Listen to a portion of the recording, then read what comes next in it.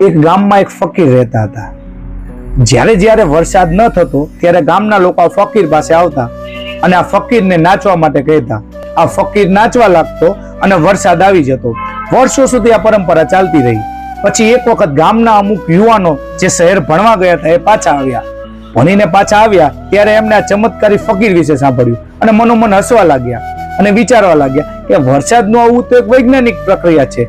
વરસાદ પડવું અને ફકીરના નાચવાને શું લેવા દેવા?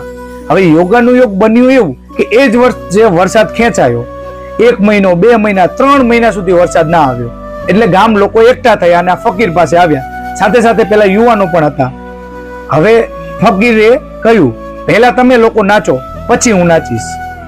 ગામ લોકો નાચ્યા, અડધો કલાક નાચ્યા, કલાક નાચ્યા, 2 કલાક નાચ્યા, પરંતુ વરસાદ પડ્યો નહીં. પછી નાચવાનું ચાલુ કર્યું પેલા ફકીરે.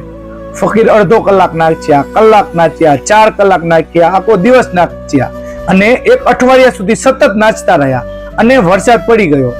વરસાદ પડ્યો એટલે ગામ લોકો સૌ રાજી થયા અને ફરી ફકીર પાસે આવ્યા. ફકીરમાં અને પેલા યુવાને આ ફકીરને પ્રશ્ન પૂછ્યો, ફકીર, તમે પણ નાચ્યા અને અમે પણ નાચ્યા. અમારા નાચવાથી કોઈ વરસાદ ના પડ્યો, જ્યારે તમારા નાચવાથી વરસાદ કેવી રીતે પડ્યો? ત્યારે ફકીર હસ્યા અને જવાબ આપ્યો, તમે માત્ર વરસાદ પડે એના માટે નાચ્યા, જ્યારે હું વરસાદ પડે ત્યાં સુધી નાચ્યો. જિંદગીમાં પણ કંઈક આવું થાય છે મિત્રો. મહેનત આપણે સૌ કરીએ છીએ, પણ થોડી મહેનત કરી થાકી અને હારી જઈને આપણે આપણું કામ, આપણી મહેનત મૂકી દઈએ છીએ.